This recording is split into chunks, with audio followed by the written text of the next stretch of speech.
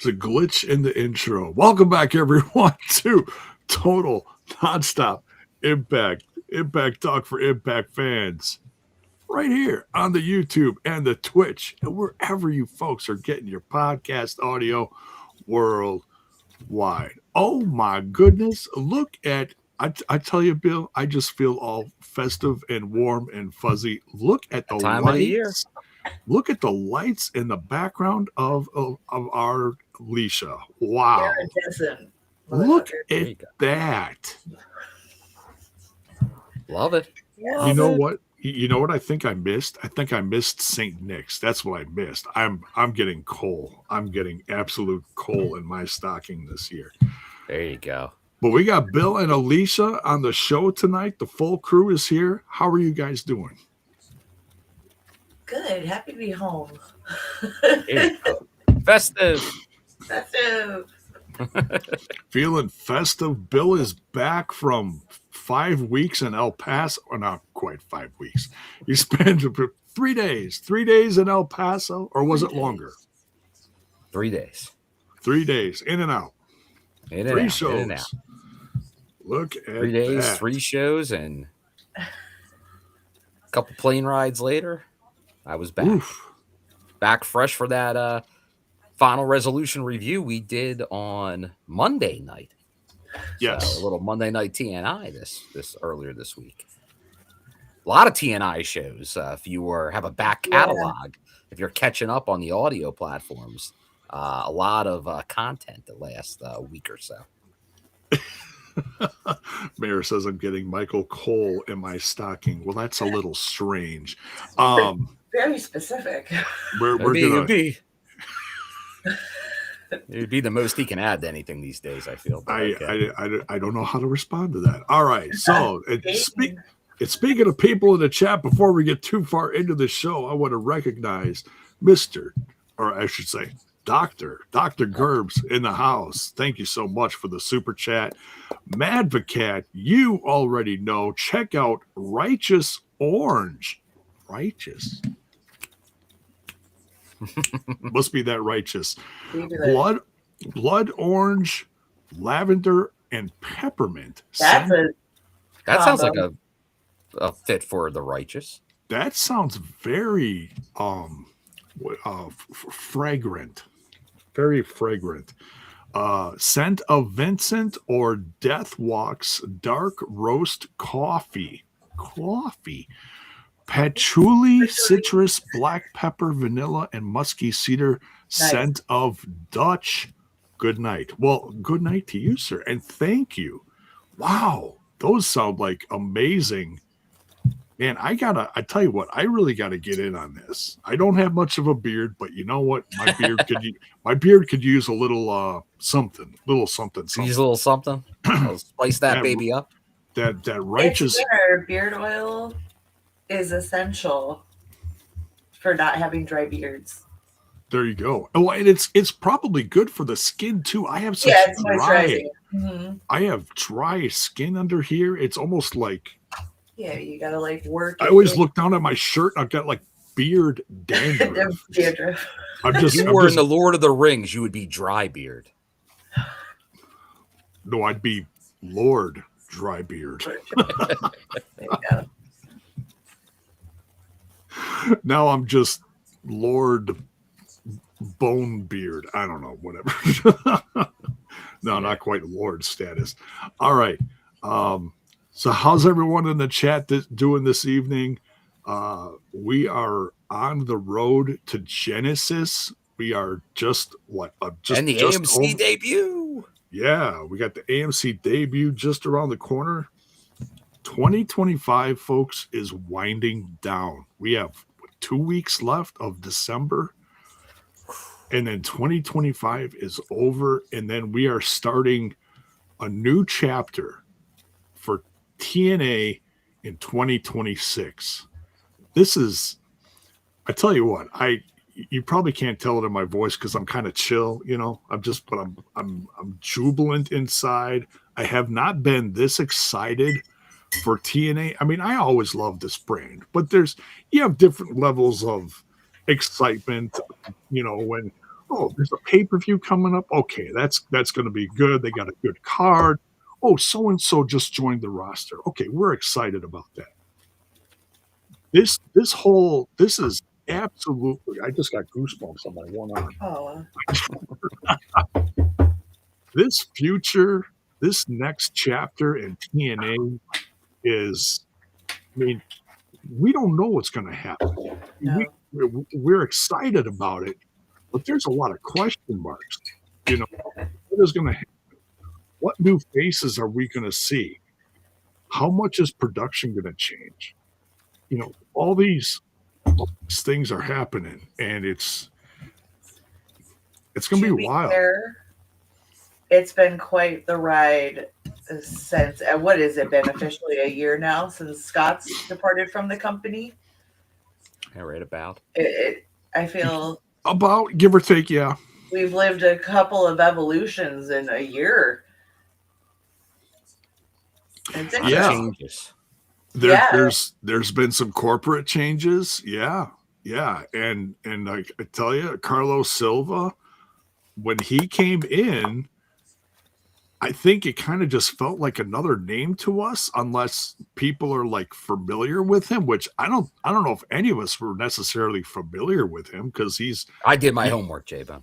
he did, of course. Bill did his homework. He's been around. He's been the president of a few different, we'll just say, sports entertainment brands, you know, not wrestling. 2 years since Scott. It's 1 year since Carlos. God, it feels Yeah.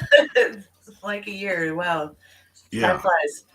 And it's been But it's not been between we'll just say between 5 and 7 for this crew, watching what's happened with TNA. And you know we had John capital E period Bravo on about, we'll just say, approximately 5 years ago or so, maybe a little longer. And it's hard to think of it that way, but you know, he was talking about TNA having this plan, and you know, you reach this pinnacle, then you reach this mountain, then you reach this mountaintop, and now it's like, man, all this hard work, the you know, all the negative talk, like, oh, this brand is done for. And hey, I'll admit it, I was there too. I questioned it myself, you know, and J-Bone. well, you know, it's you hear it enough, you start to believe it. You know, I'm not calling myself a sheep, but it was looking grim there for a while. Yeah, But there was only one time, and it's when I was there, and everybody working there thought it was going out of business. Yeah. But I still believed that things could be saved, and luckily it was. But got through all those tough times to get to where it is today. Earlier today, I was even watching again the video, the In the Air Tonight video teaser. The one, obviously, a throwback to the name TNA returning with the box, with like Eddie and Moose bringing it out, Kaz opening it, like a lot of the faces, like, you know, the focus as we're getting into the AMC era. Yeah. But yeah, no, it's good stuff. Good stuff. What's in the box? TNA's in the box. It's a TV.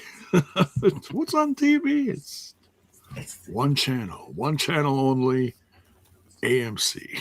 There is no other channels, only AMC. No other channel. My TV just going to be set on AMC only from now on. There you go. Whatever's on there, that's what I watch. But Walking Dead marathons and AMC, that's it. That's it. How many Everything seasons else, you're of Walking dead. Dead were there? 11? What? Yeah, I want to say 11. And then, of course, there's all the, you know, spinoffs. Dead City. No, I love the show. It was just a little slip. Dead City, the Daryl Dixon show,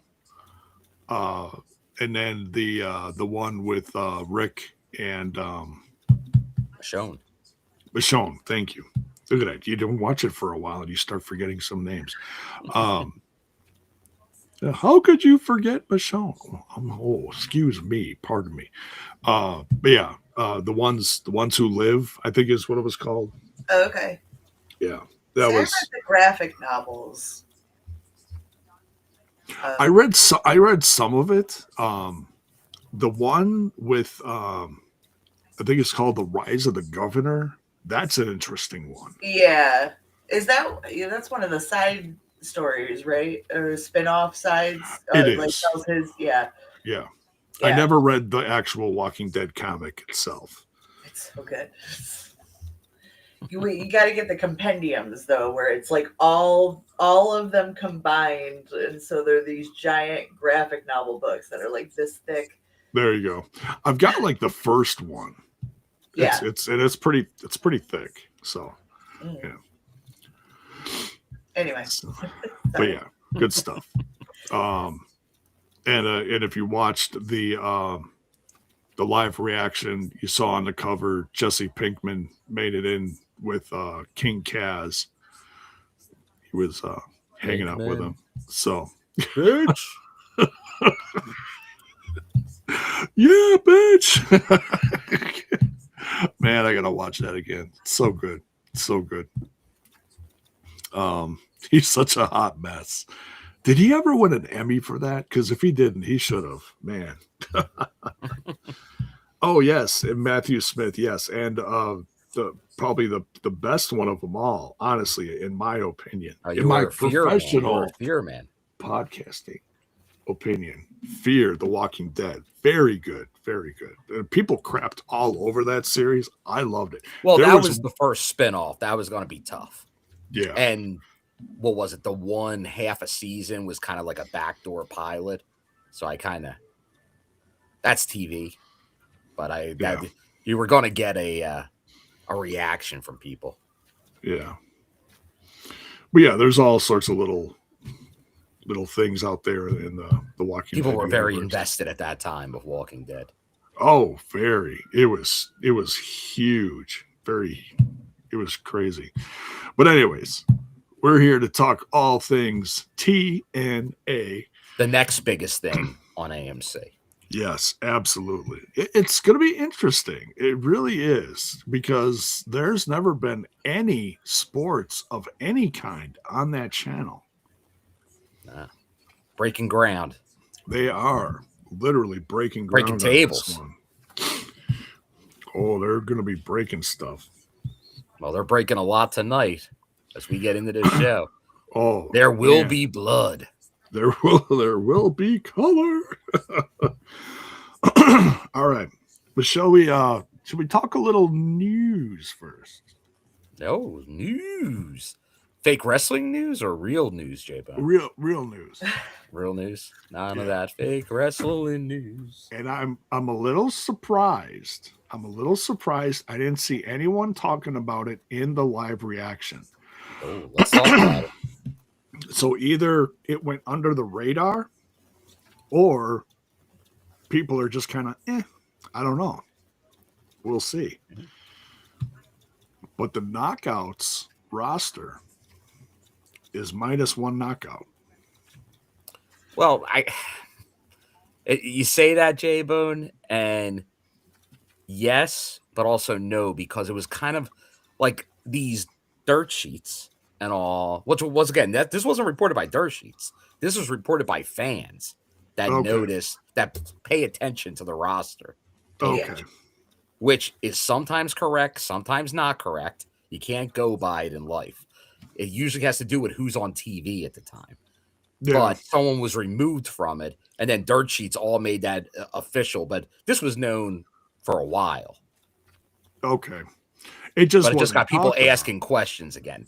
Yeah, because it was a investigation that never got an answer, but you never get answers on investigations. Yeah. Things just quietly. That's all internal. Yeah. They just quietly go away. And that's what happened with Masha Slamovich. Yeah. So Masha Slamovich removed from the TNA Knockouts roster page. Um, and it's a bummer, you know. Well, I wouldn't say it's an impossibility. We've seen this before with other people, and they do Well, come no, back. I It's just she's it not is coming back now. right. But next year, I wouldn't say it's an impossibility that she returns at some point. Yeah, I mean, there could be some kind of redemption story. I don't know. What do you think, Alicia? Yeah, you never know with that stuff, but the companies, you gotta. All I know is I'll never I know question. nothing. Yeah, no, nothing. Even with the information that's out, we still know nothing. And, you know, I just want to take this time to just say that if anybody's going through something serious like domestic violence, please seek help and do what you can to remove yourself from a bad situation and stay safe and healthy. Absolutely. Yeah. Yeah, that's the big picture here. Something that affects men and women alike. It does. It's not gender specific, and so it's something that needs to be taken serious. And you know, just seek help if you can. If you're safe, get safe. If you're not, you know, seriously. Oh yeah, yeah. Domestic violence covers both genders. You know, it's yeah. I can speak as a victim myself. It's probably one of the hardest things to ever go through in life. You know? Yeah, absolutely. But yeah, absolutely. Whatever kind of help, if you are in trouble, whether it's a friend or professional help, it's taking that first step is the hardest step, though. It really is. It is. But there are people out there to help you. So yeah, absolutely. So yeah. I don't have a ton besides that. I mean, we're talking about the pre-sale and the regular sale of the Dallas dates for the 15th and the 17th, which is the Thursday, the first date of the AMC debut of Thursday Night Impact, and Genesis a couple days later are now officially on sale. So if you're thinking about jumping on that, now's the time. Bill's got his. We confirmed that earlier in our chat. But yeah, it's an exciting time. You're going to want to jump on that. And yeah, historic. They got package deals right now. So if you want to go for, if you want to go for one, go for one. You want to go for both dates, they got you covered there. So there you go. Any other news besides that, Bill? You got anything? Let's see. I'm trying to think if there's anything that came out of since we were last did the final resolution review. I don't think there was anything official out there. Like we did talk about, because it had come out since then, a little bit of news we can recap. Because on Monday we mentioned it, but we'll also say now the All-Stars for the Loop was Tom Hannafin and Matthew Raywald. Our announced team, well deserved. Oh yes. And then also Riley, who was kind of one of the anthem people that was finishing up with the company. That was a big help to Carlos along the way. Oh yeah, it was like an assistant. So congrats. Yeah. So congrats to all of them.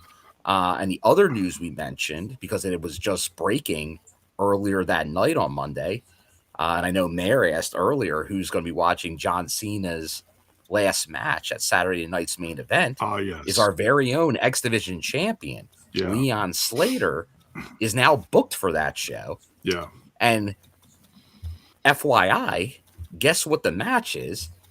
It's a tag team title match, J-Bone, right? Yeah, It's as far as I AJ know, Styles and Dragon Lee, the champs. So remember, I just said AJ Styles and Dragon Lee Yes. against Javon Evans and Leon Slater. Now, if you're not telling me that's not going to play into a TNA storyline with Leon Slater and AJ Styles, and I know even our TNI fan has been saying every time I say that AJ Styles is going to return. Well, he did return already, but he will have a match in TNA. Yeah. And it might be sooner than we think. It might be on AMC. Ooh. Make it happen. Make it happen. Praying to the wrestling gods. Yeah, and it's not. Oh, go ahead, Alicia. I was just gonna say, now more than ever, it really is a possibility, isn't it? So the storylines are going together. The Speaking of storylines, I know the hot news was out there, and because it was actually like a TNA guy said it. So, but there's still been a lot of hubbub about the Matt Hardy, like TNA, more about storytelling than 5-star matches. Oh yeah. Even though that wasn't like really as much an either or, but the focus should be on storytelling in wrestling, and not just work rate matches. And I know he's been getting into it with a lot of people on social media about that. Wait, Matt Hardy is? Yeah, Matt Hardy is. So like, I think he took a lot of it personally. They're coming after him. Yeah. Like, I know he was going after like Dax Hardwood and AEW and all, because obviously you know who's taking offense to that comment. A company down in Jacksonville, of course, that says all we do is 5-star matches, storylines be damned. I think you got to have a mix. You got to have a mix, right? But storylines is what wrestling's all about. Yeah.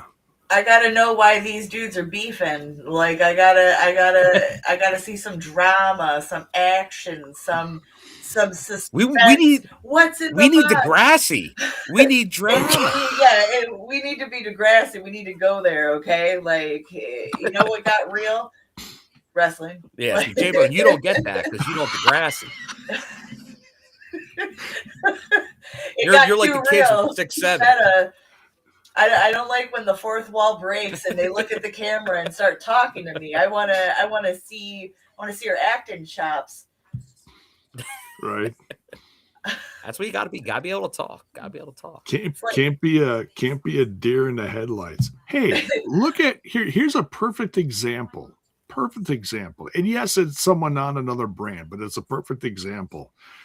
Look at how far Braun Breaker has come being at the side of Paul Heyman. He is cutting some promos lately that's like, whoa. I mean, there's people talk. Yeah. And the thing is yeah, people were talking about him when he first came in. Like, yeah, he's got some moves. He's got a look. He's got the speed. He's got a wicked spear. But something's missing. Well, he's starting to get those. They're giving him a microphone every show now. And he's really turning up the volume. But they also put him with Paul Heyman. I was just gonna second. Well, that. I'm just saying helps. It's helped him. It's that's what I was kind of saying the other night. It was a smart move on WWE's part to take absolutely, because he is a Steiner, correct? He is. He is a Steiner. That's okay. What He's better? Rick's kid, yeah, right? You gotta. There's so much potential there, right? I don't watch, so I can't tell you like where he's at with everything. But right. That's amazing for him. Well, he's in to work with such a high up there, legend such as Paul Heyman. Oh yeah, it's basically getting a masterclass in the business and character and all that kind of stuff. So it's well, now, it's an something that opportunity. I was telling J-Bone on Monday, someone that I could see using this in TNA Now, it's been a couple days, J-Bone. I'm assuming you did your homework. Oh, no. And you finally saw the match you missed at Final Resolution. Match of the year. J-Bone, did you still not watch the match? Oh, man, you're such a disappointment to me, J-Bone. Alicia, have you seen the match, or at least the highlights Don't crucify. From Final Resolution, Order 4 versus the Rascals? No. See, she didn't watch it. I'm a man on an island here. But the whole key to this is Special Agent Zero. After that match, star. But, okay. Once again, he hasn't talked. He hasn't talked yet. But that's a guy that, like, if you had a Paul Heyman type, like, he could be the man in TNA. But once again, he might be able to cut a promo. I don't know. I haven't heard him talk. Right. We don't know. Yeah. So I look critical Sting. That's the right answer, critical Sting. Like his uncle. Did he do math? I think he did do one Steiner Math promo. I think he did do one as like a. I feel it's like you can parody all you want, but you can never recreate the magic that was Steiner Math. That was magical. That was magical. So yeah, I tell you what. When I'm done with the show tonight, the first thing I'm gonna do is I'm gonna turn on my TNA Plus. I'm gonna go to Final Resolution. I'm gonna go to the middle of the card or wherever it is, and I'm gonna watch the match. There you go. I can imagine it's great. It's a must because if you think about who is in that match, you're gonna get a great match regardless. Oh yeah, yeah. All 4 Rascals. Like, Order 4. Yeah, that's 8. You got Ali. You got Hotch. Even Skyler did his job. Yeah. But the revelation is Special Agent Zero. The stuff he does in that match. Well, I feel like that's what they top tier big man stuff. They kind of brought him in as like this hidden trigger because, oh yeah, he's big, he's intimidating, he's quick. They kind of sprung that on us, and then all these little reveals that we get throughout the week since he's been around, and then surprise! They put it all in the one match. He's the freaking powerhouse of the, you know what I mean? It just makes sense, and I kind of like that unveiling, that slow unveiling of what that guy's real potential is. It's like at first everyone's like, "Oh yeah, that's a huge dude. That's wow, okay," and then he moves fast. Big dude. All right, now this is not part of me for changing the subject. This is very interesting. I have not heard anybody. Oh, he's retired. I have not heard anybody give this not opinion a swerve yet. Not a swerve. Rob says. Well, there's people that are going to think everything's a work. Everything's a work, brother. Well, it's a work for me, brother. It's thanks to Mark Henry when he wore the salmon jacket. Look, everyone was crying. I remember that so vividly as like one of the craziest moments ever in history for me for some reason, because when I look back, a lot of things blur, but I remember that because like you're saying, I started getting choked up. I'm like, oh my God, are we saying goodbye? This man's crying. I'm crying. We're all crying. And then he fucking pulled the biggest swerve. Like, I don't think you could replicate that. The actual genuine emotion Mark Henry pulled out of that stunt. Are you kidding me? Oh, the Emmy goes to Mark that night. Absolutely. Yeah. He was especially crying. when they're gonna kick some ass after it. He hugged Cena. Cena raised his hand, and then he gave it. What was that? What the hell was his slam called? Oh, the World's Strongest Slam? World's Strongest Slam, Big Man Slam. Yeah, whatever it was called. Yeah. The Big Man Slam. It sounds like a Denny's breakfast. Hey, waitress, I'll take the Big Man Slam. Hell yeah. So you're a Rudy Tooty, fresh and fruity man, Jay. You know it. What is that? That's an IHOP pancakes like with fruit on there. like eggs, bacon. Rudy, I assume fresh toast. and fruity. I love it.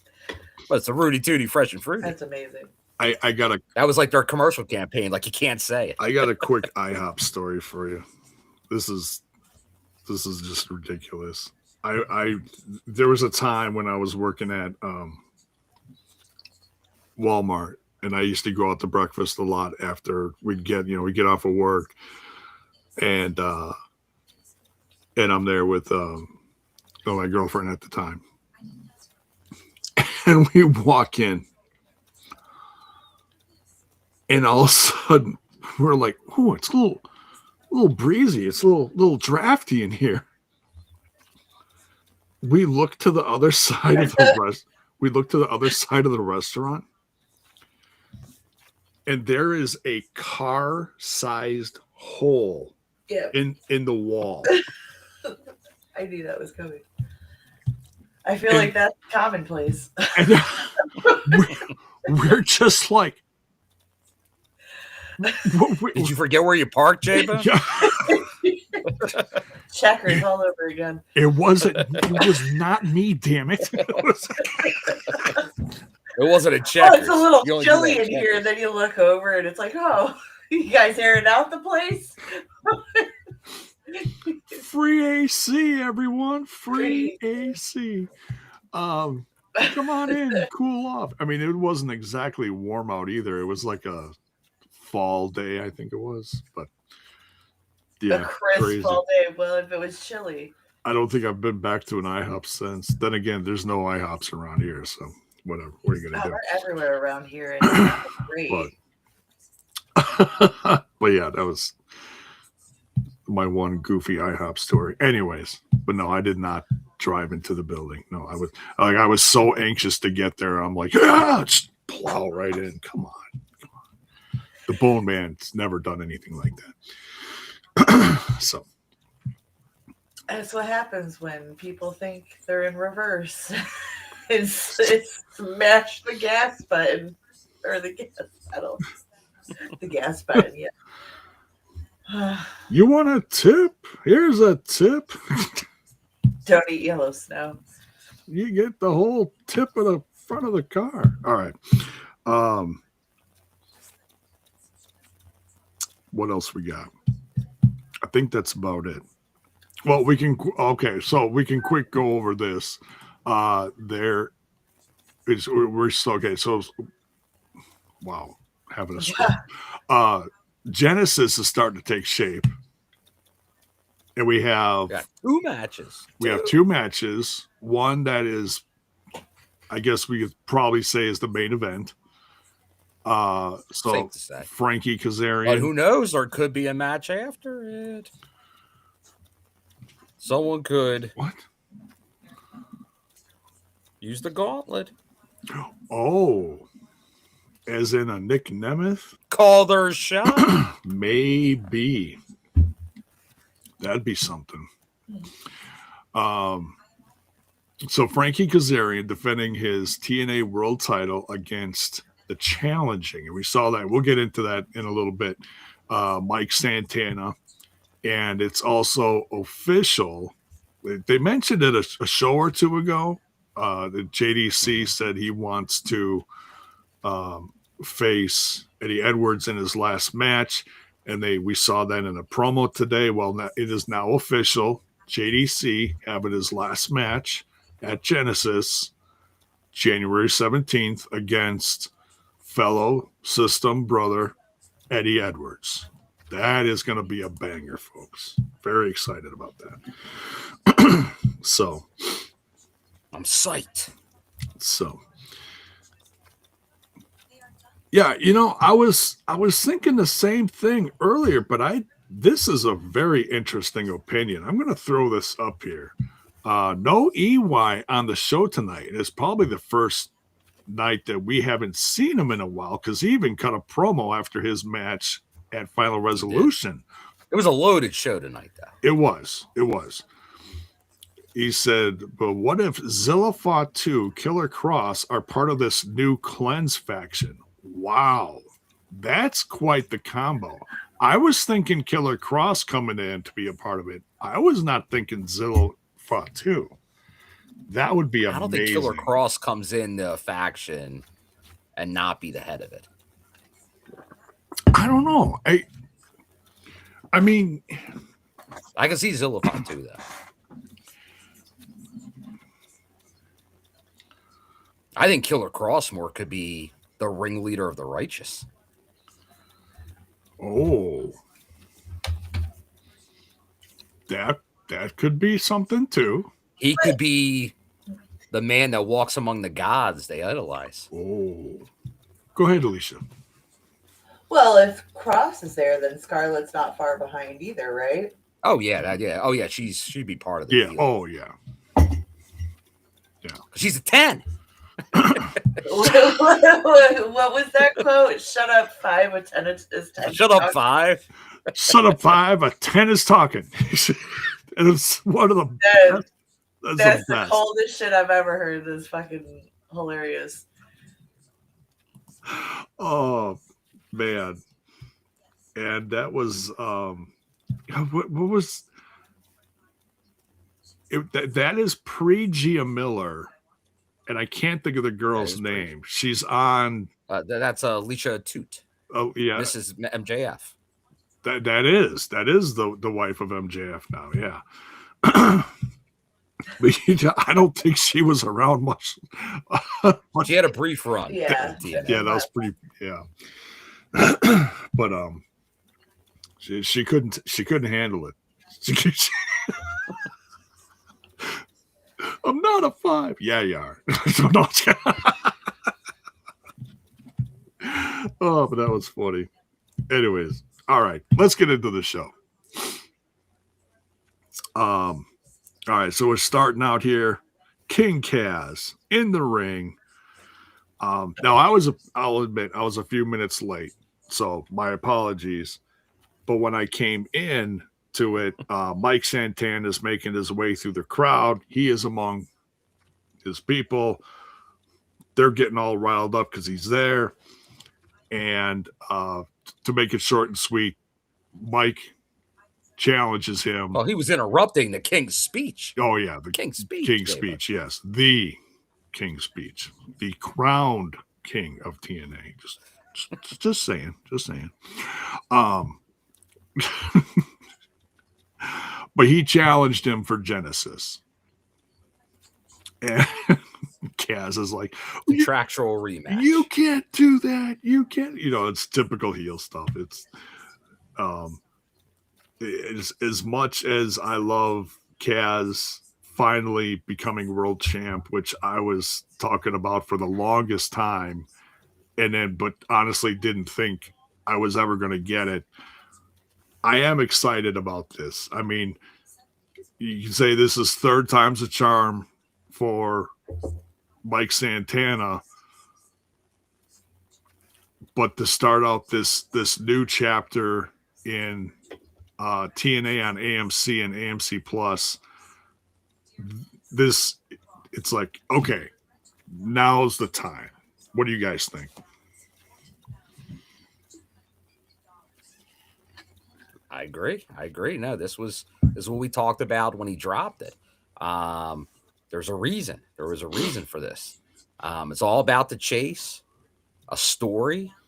How about that story as you're kicking off a new network, that you have the guy that fought hard to get the title, then got screwed out of it by getting the gauntlet handed to him after a tough match, and then he wins it back.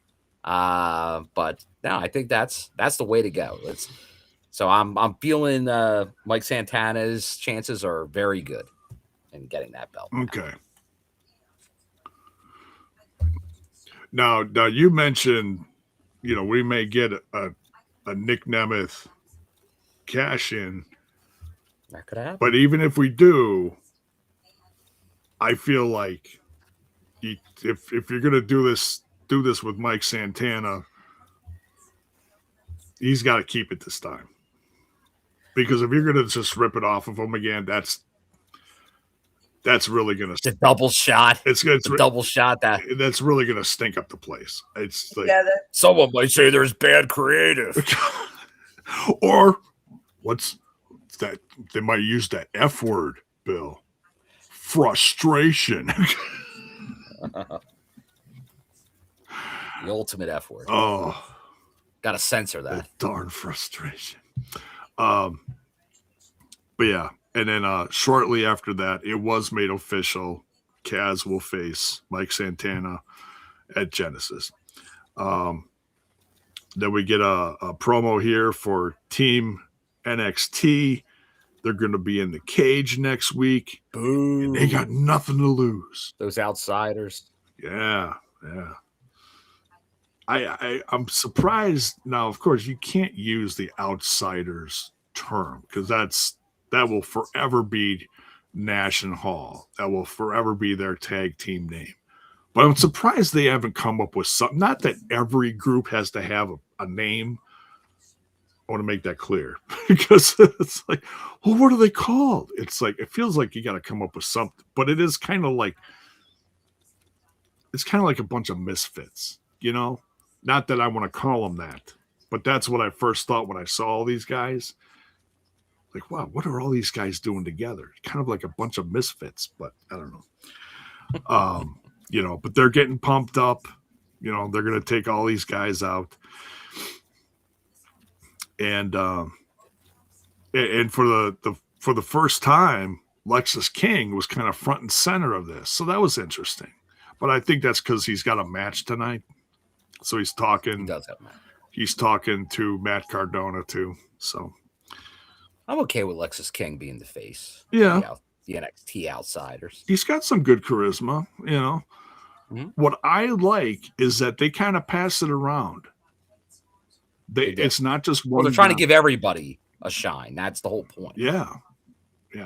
And that is impressive. Other than Robbie E, don't give him any shine.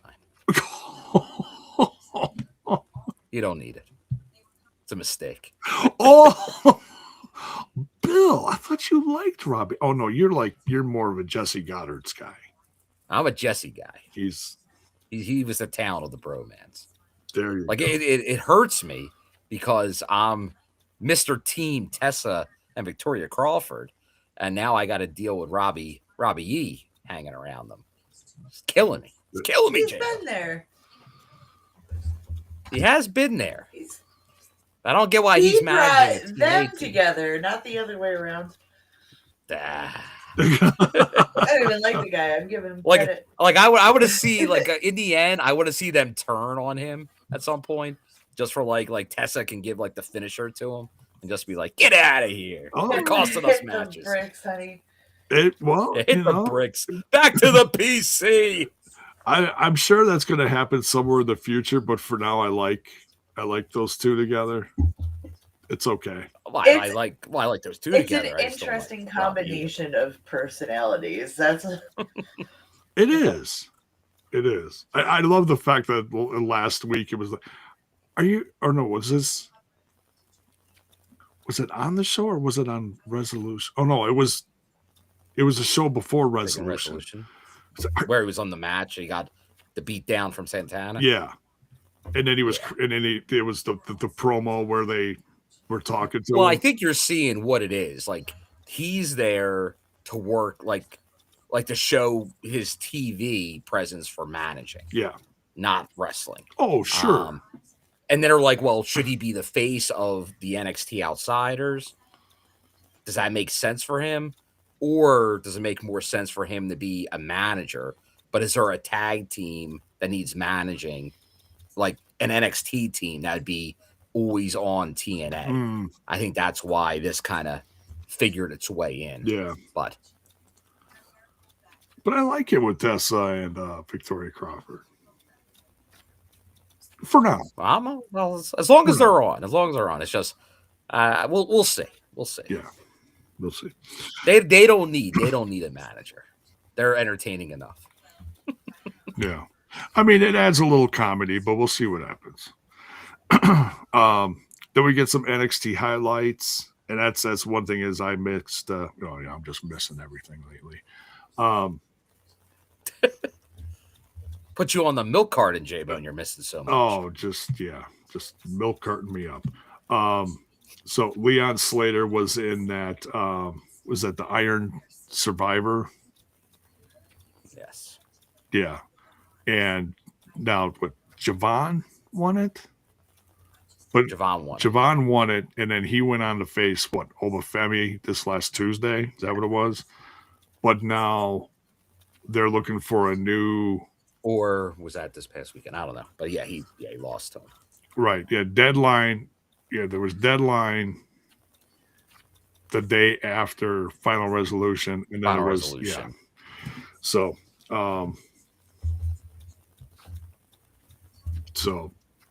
but yeah, Leon Slater's getting just a ton of TV time between NXT. He's going to be on Saturday night's main event.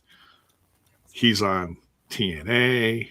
And I believe what a star, the man. latest from one of the few dirts that I will recognize, and that's Mike Johnson. I knew you were going to say Mike Johnson. Yeah.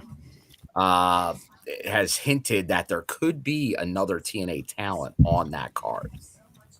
Didn't say who, but it's possible we see an additional. So if you're tuning in for John Cena's last match, if you get to see him, you might see maybe another TNA talent along with Leon Slater. Interesting. So I don't know if that'd be a surprise or something announced in the next few days. Okay.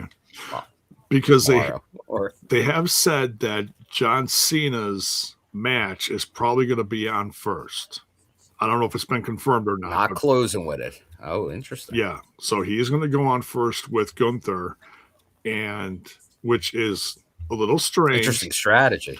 But there's see how that works out. There's no run time for the show because it's strictly on Peacock. It's not on NBC. They can do what they want. Right. It's on streaming service. You can go as long as you want. So the people they're guesstimating 2.5 hours, maybe, so they want to give everyone a decent amount of time, which is great, so Leon Slater is going to be in the tag match. And apparently it was John Cena's idea, like, hey, like you would feature who's the future after me. Let's get him on this show. Let's get him on Saturday night's main event. So Sol Ruca from NXT apparently is going to be on there, along with Javon Evans is going to be in the tag, and then Cody Rhodes is facing the NXT champ Obafemi. So, and that's a pretty loaded card right there.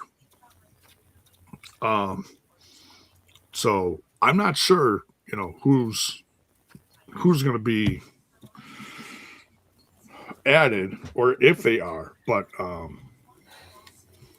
it'll be interesting.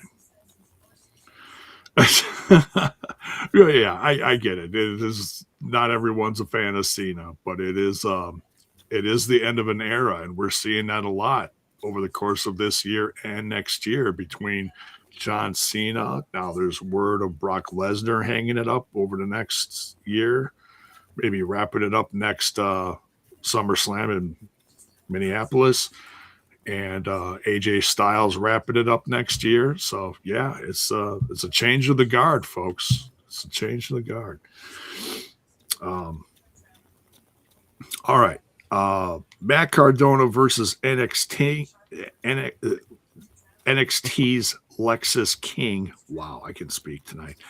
The winner of this match, they get the advantage in the cage match. So is this a thing where they start out one-on-one and then they add people into the cage? Is that what they're doing? The classic multi-man cage match. So it's kind of like War Games, but it's not called War Games. Okay. Correct. Okay.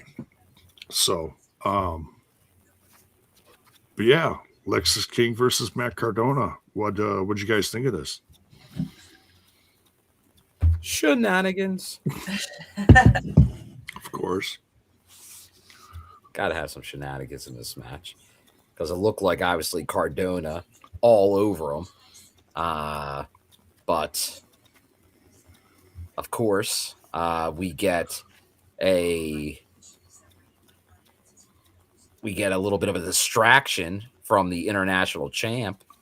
That Stacks.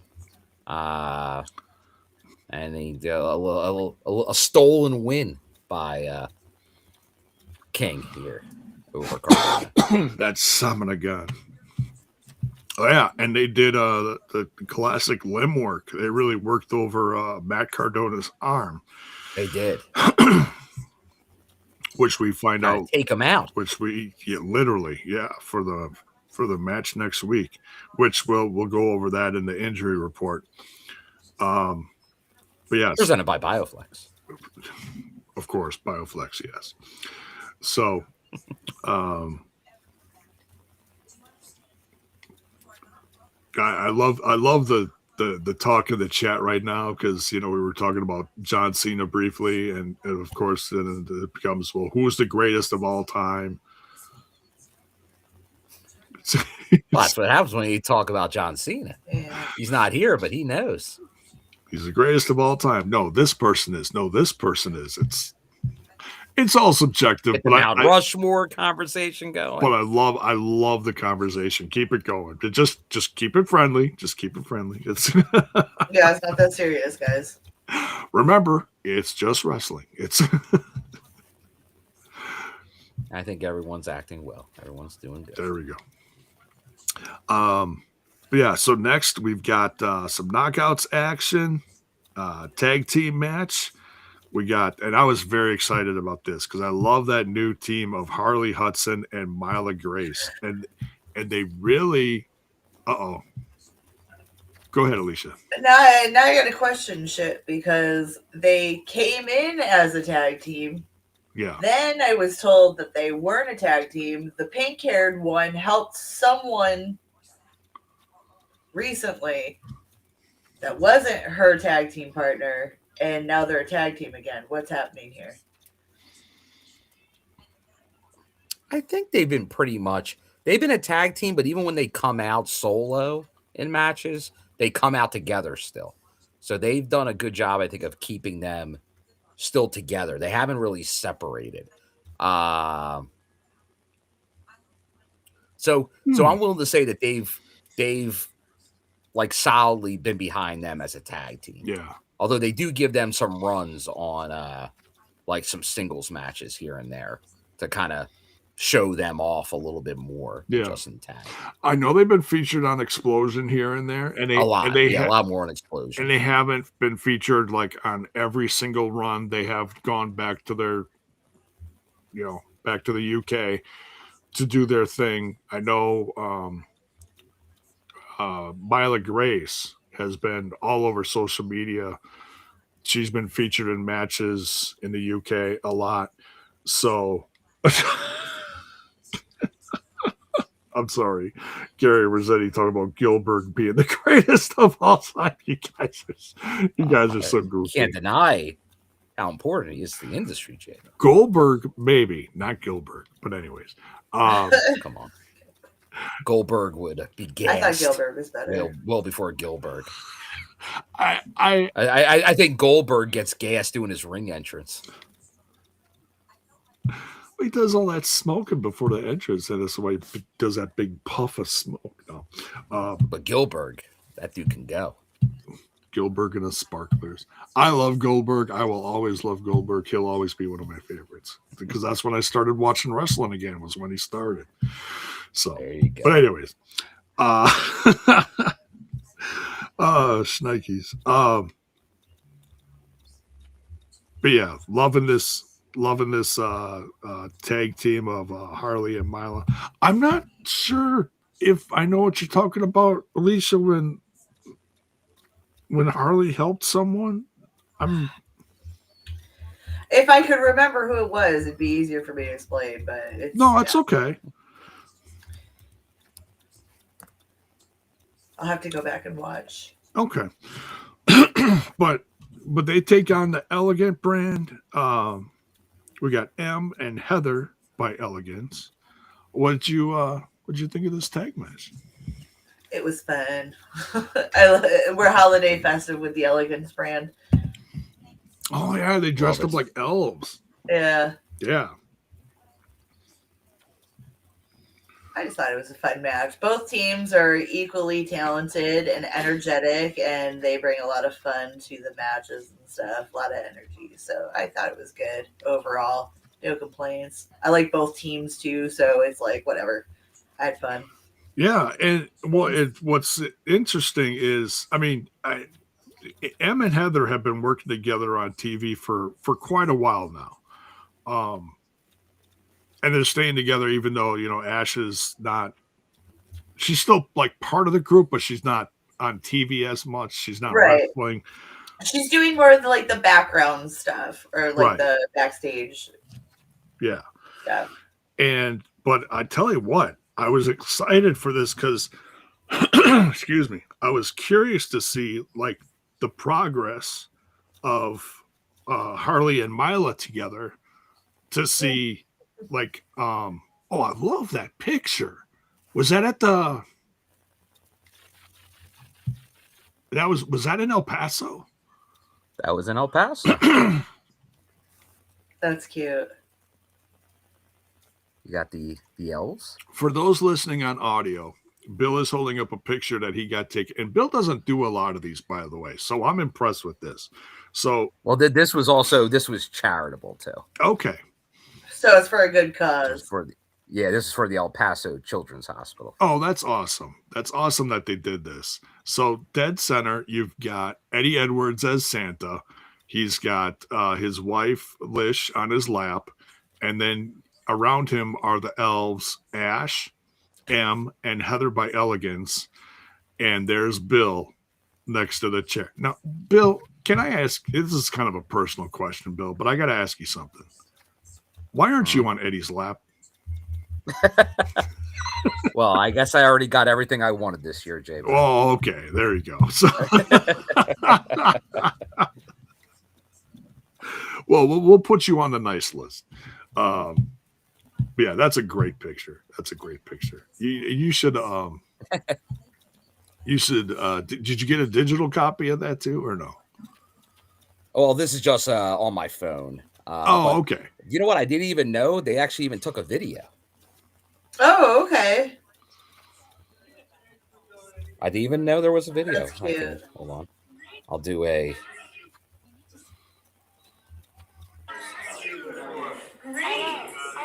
Hold on.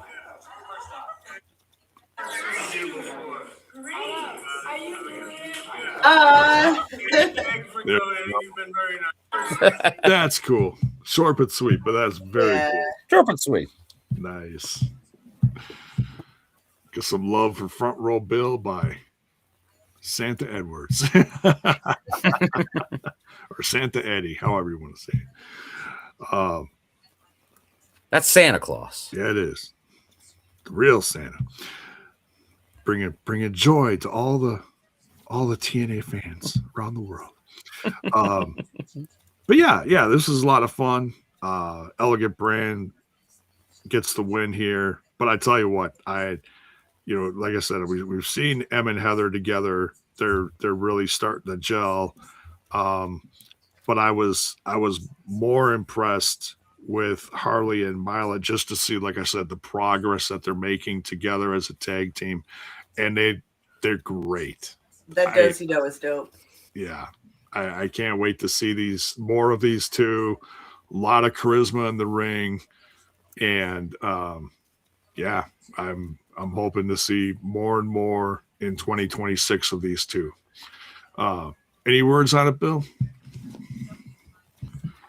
No, I think I'm obviously a fan of both teams. I do think like Harley and Myla have shown a lot since coming over. So I'm impressed with both. I think they could stay a tag team, but I do think they could split them at some point, and they could both individually do very well. Oh yeah. I think they both got kind of like.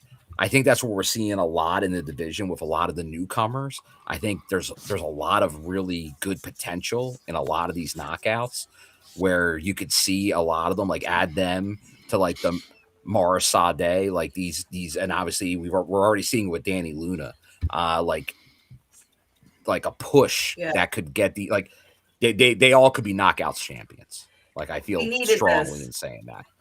Yeah, it's a knockout renaissance in TNA right now. You need to have a believable roster. Otherwise, you have a roster of a woman's champion and a bunch of people who can't beat her. And then that was TNA. That was TNA for all the people that weren't complaining about creative during that time period. That's kind of was a division for a few years where for the most part, it'd be like one dominant knockout beating everybody else. Now, sometimes that would change, and one of the other people in the roster would then become the dominant knockout, but then they would dominate. That's long been kind of that division. So this one now, like it feels as up for grabs as it's ever been. Yeah, you've got several knockouts starting to really step it up, and you have several people that you could see as number one contenders in the soon to near future. Great to see. And the tag division is starting to look like it's taking shape again, which is something that's kind of struggled over the last handful of years on and off. But it's getting, and it's just going to get better. But 2025 really felt like, you know what this sounds like, J-Bone? What's that? Pretty good creative. I don't see a lot of frustration here. I'm just saying. Once again, I do love like all the dirt sheet stories that have come out like the last month or so. Like the roster is coming out and pretty much disputing them all, which kudos to the TNA locker room right now. Yeah, because that's good to see. Because once again, I'm not saying they're complete BS. Some of those stories, I'm sure one or two people at the bottom of the card might be complaining because they're at the bottom of the card. Yeah. But there's a good chance those people are probably maybe finishing up their contracts, not going to be back. So it's one of those things. You gotta take a look at your sources before running with stories. But we know that dirt sheets don't do that. Breaking news. Yeah. Or as we like to say, the fake news. Yeah, verified by Trust Me, Bro. TrustMeBro.com. Bro. I'm in the biz. Oh, aren't we all in the biz? No. All right. So, yeah, great knockouts, tag team action. Elegant Brand gets the win here. Injury report. Thank you, BioFlex. Cardona is officially out of the steel cage match for next week. Woo, woo, woo. Yeah, woo won't be there. Boo, boo, boo. So the question is, who is going to replace him? Is it going to be a handicap match? We find out soon enough. Ali is day to day. He has many. What's the word he says? Oh yeah. Abrasions, apparently from being dragged by the horse. I know. That's great. In the match that I didn't watch. I know. I have another picture. Hold on. Please tell me you took a selfie with Ali on the ground showing off all of his abrasions. Not with Ali, but there is Joey the horse. Oh, the horse. Nice. I thought y'all were kidding. There was a horse. There was a horse. Is this the first? Oh, you got to see that of wrestling. No, he actually, when they were there last time, Elijah came out on the horse. So the horse has been, but it's the first time someone's been carried out by horse. Okay. Drug out by horse. Drug. Yeah. It's the Wild West over there in TNA. In good old El Paso, yes. Joey. But yeah. Did you feed him an apple or anything? I did not feed Joey an apple. I did not have an apple on. Oh, you got to bring something for. I just happened to be walking by, and his handlers like, oh, you can go up, take a selfie with him, pet him, like he's nice. Nice. I'm like, okay, that's great. Selfie with Joey. That's great. just don't walk behind him. And if you look at like the social media, you'll see like a lot of the TNA roster was taking horse rides. It was little Sebastian They'll be TNA. They were. There's a lot of pictures and videos of them on horses. There you go. They were enjoying it. Yeah. So, all right. And then I missed one of them. What'd you miss, Jabo? They mentioned another name that was. Oh, Mike was it Mike Santana? No. JDC, questionable with a hip injury. Oh, that's what it was. And Santino is cleared with a jaw injury. Oh, yeah. Right, because he got cold-cocked by his future son-in-law. Yeah. So that Stack, son of a gun. Oh, yeah. So, all right. Next, we got Gia Miller backstage with Rich Swann. And take the homie off his name. Ooh, yeah. No more. Well, he's our homie. He's our homie. But he's not AJ's homie. Rich Swann is one of the OG TNI homies, a la Kyle. Kyle, I remember. You remember his soundbite? Remember what he said? I still have it somewhere on my hard drive. Yeah, it's he's like, you're talking to the what was it? something charisma. But it was Rich Swann cutting a promo. Go back into the TNI archives. Yeah, it was part of the intro. It was part of the intro. Yeah.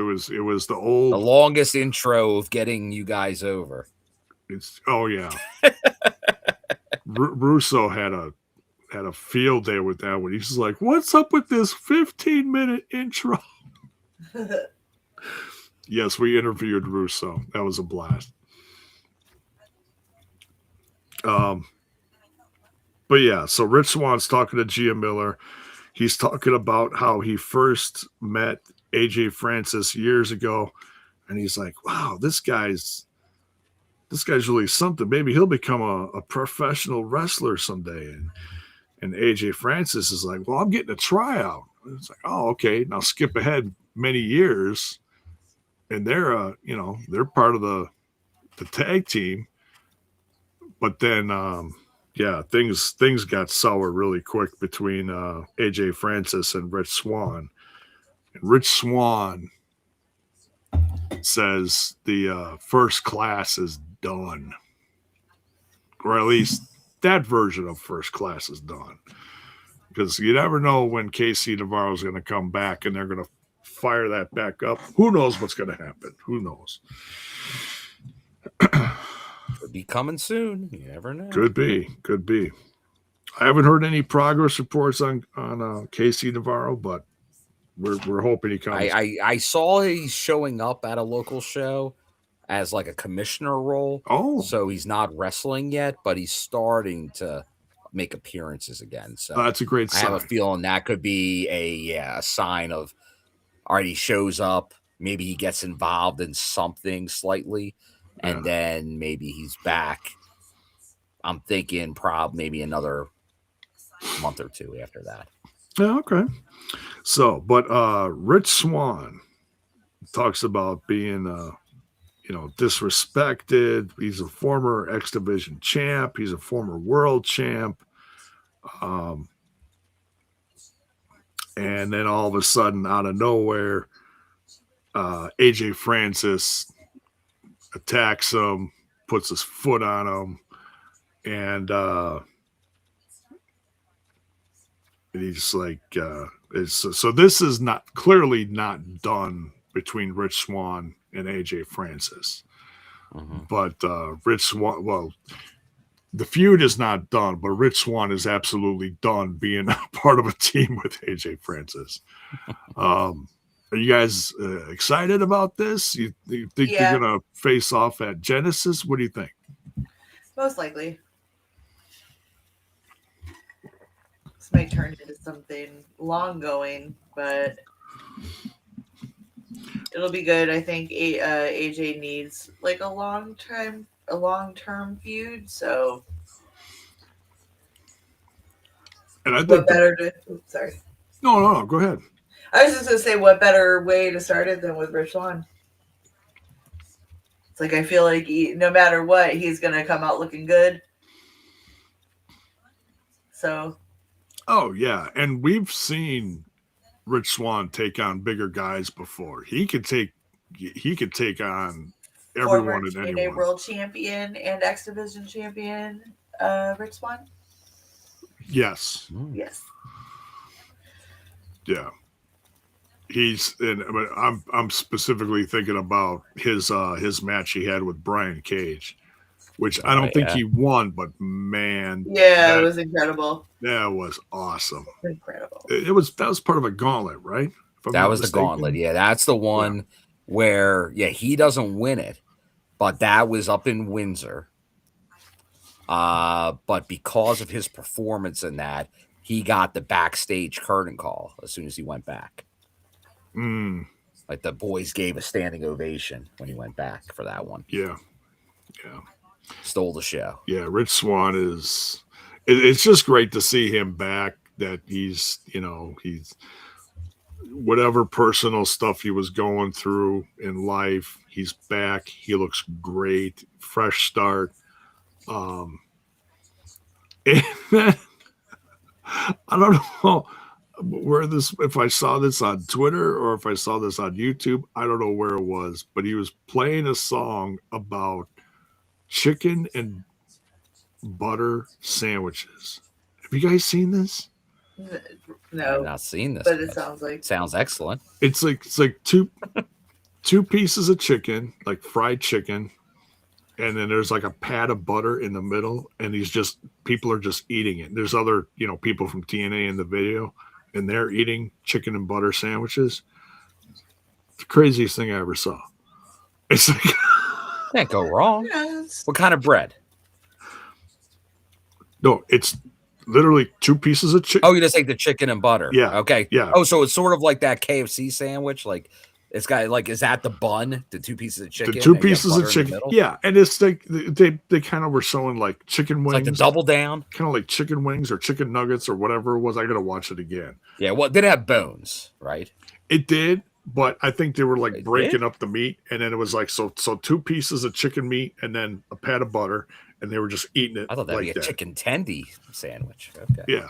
So I think the options are out there. But yeah, I was like, well, that's interesting. I mean, one for one, just taking a stick of butter and just like, eating it like a popsicle. Although I do know people that have done that before. I'm just saying. Well, you are from Wisconsin. I mean, for real. I think it's a Wisconsin thing. Just throw a cheese curd in there. There you go. So. Oh yeah, what is it? What Culver's has like their burgers are the butter burgers, right? Yeah. Well, that's just because they put a lot of butter on the buns. Oh yeah, butter everything. Come on. Yeah, butter. Ain't nothing wrong with that. So yeah, we'll see when this where this rivalry comes to a head. Yeah, too bad without Joe Hendry, the food fight show is no longer around in TNA. Maybe Rich Swann could be the new host of Food Fight. Or maybe they bring in Braun Strowman and he brings his food show to TNA. Oh, there you go. Get these heads of food. Something. I assume that's his show. Yeah. All right. And the winner of this next match gets an X Division title shot. And this is a 6-way. So you got Dezmond Xavier, B.D.E, Ryan Nemeth, Jason Hotch, Jake something, and Cedric Alexander. And I'll go to you guys in a second, but I got to say, standouts in this match for me personally, Jason Hotch, and especially Jake something as like a base of this match. Jake something absolutely stole the show. Yeah, for sure. Props to Jake. I mean, We're always very high on him. The way he was cleaning house, I'm shocked he didn't win. And I would have been fine with that because we just had a big run with Moose as X Division champion. Mm-hmm. It's okay to have big guys in there because it's not about weight limits. It's about no limits, right? That's right, J-Bone. So, I know. Look at the big brain on Boneski here now. It was bound to happen. I just used my last 2 brain cells on that one. But yeah, break out the dum-dums. I got the bag in the box back here. I just got to crack it open. But yeah, in the chat, who stood out to you in this match? Do you think the right person won? Now I'll go to my crew. What did you think about this match? And were you happy with Cedric Alexander winning this one? The match was great overall. I would have picked someone else, but that's only because I'm a bigger fan, so I come from a biased standpoint. At least I can be honest about it. Sure. Yeah. We played favorites? Favorites? Me? Yes. Absolutely. Because, it's like you're not going to vote for another team when you love a certain team in another sport, right? So, like, you stick to your favorites. And that's we don't all have to have the same favorites on top. It's like that's why that's why we have opinions, because everybody's got a different opinion. Everyone has different likes, preferences, all that kind of stuff, and therefore I know what they say about opinions. Yeah, that's why there's like a billion different people in wrestling. Like there's something for everybody. Exactly. Well put. What do you think, Bill? Well, I liked where I agreed with the end result of this one. Okay. Because we were just recently talking about Cedric. How he feels like he's on a roll right now. Okay. Yeah. And this kind of solidifies it, like him winning this, become the number 1 contender.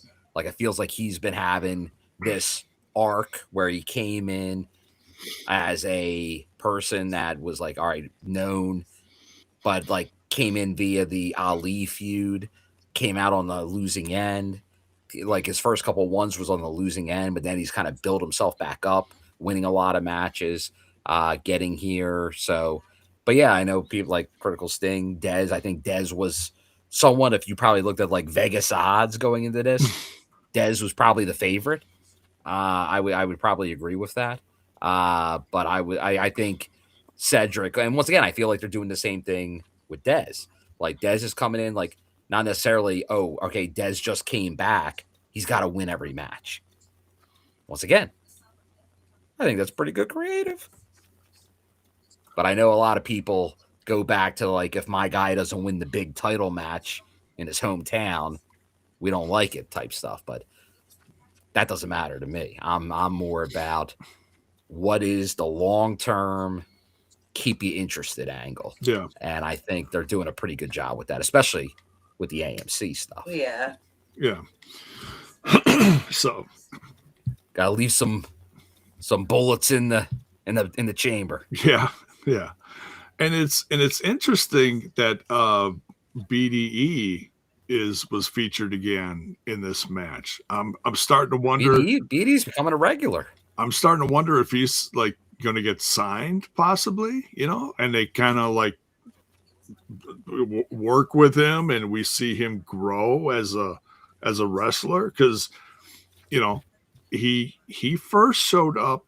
When did he first show up? Well, in the crowd or in a match? In a match. It was like the gauntlet match, right? For Bound for Glory, or was it like prior to that? I think that was it because I remember because he sat next to me at the Minnesota tapings. Nice. And then he wound up. Yeah, Bound for Glory. I think that was his like debut in ring. Okay. I love this. CJ Martin says, blasphemy. We can only root for those the Wrestling Observer tells us to. 5 stars. 5 stars. Only 5 stars for this one specific company. 5 stars. But Brian Alvarez said. Yeah, whatever, Brian. But I do want to give some shout outs because we got some names in the chat here. We got Eric Mendoza saying, great show, TNI fam. Listening while working on a luxury cruise here in Antarctica. Keep it up. Wow. That's cold. And we always know from David Penzer would say, you can watch the show because you get Wi-Fi on that stuff. So nice. And then here's somebody we haven't seen in a long time. Here's Teetums. Teetums, what's up? What up, TNI 5? What up? Long time. Yeah, long time, man. Good to see you. Welcome back. This is what I'm hoping. I'm hoping we see a lot of the old TNI fam. Well, they're all the new TNI fam members. But it'd be great to see some throwbacks making their way back. Who knows? Maybe even some TNI hosts make their way back during some of this. We're really hoping. Yeah, the growth of the channel has been amazing. And I want to welcome all our new listeners, watchers. Wherever you're from, sound off in the chat. Like the one from Antarctica. One from Antarctica. That just blows my mind right there. I'm like, wow, cruise in Antarctica. That's a first. I mean, that's crazy. Welcome. Yeah, it's pretty epic. And I say that with the most humbleness. I've never had the attitude like, oh yeah, we're worldwide. No, man, we're still a small fish in a big pond. But it just makes me so proud, you know. So yeah, it's our pond, J-Bone. Yeah, it's our pond. It's our pond. Yeah, TNA is like we take pride in our pond. Yeah. We're always changing the filter. Just because Kyle said this here, thank you, Kyle. Brian Alvarez gave a lot of love to the 8-man tag match on Final Resolution. He also really put the match you didn't see. The match you didn't see, J-Bone. Brian. Brian Alvarez saw it. But J-Bone didn't. Oh, Jiminy Christmas. You can't let that stand, J-Bone. That's it. I'm done podcasting. That's We'll hire Brian Alvarez to take my spot. How about that? No. I think he even has your same gimmick. I think he does like the headgear. Yeah, there you go. He does the Bone Danis. Nice. But David here also just found out about this channel not too long ago. I would have checked it out a long time ago. So there you go. I like it. Yeah. We got years of stuff you can go check out in the archives, and going all the way back to where it was just Kyle and Trent and myself. So this, and then we've had other people in here like Mark from Texas and Truck from up there, in Canada. So yeah. The crew's done some evolving, but it was we have the best audience in the world. I always say that. All right, back to the show. But yeah, Cedric Alexander gets the win here. Great match, lots of action. Total nonstop action. Yeah, just like the show says. Yes, absolutely. So when is he going to get that shot against Leon Slater? Well, undetermined. Yeah, it just says at a future show. So I'm guessing Genesis, but we'll see. because obviously they got to really beef up that the first episode on AMC and the first, pay-per-view of 2026. So it could be either. They're going to want to. I feel it's going to be on one of those two shows. Yeah. Could be.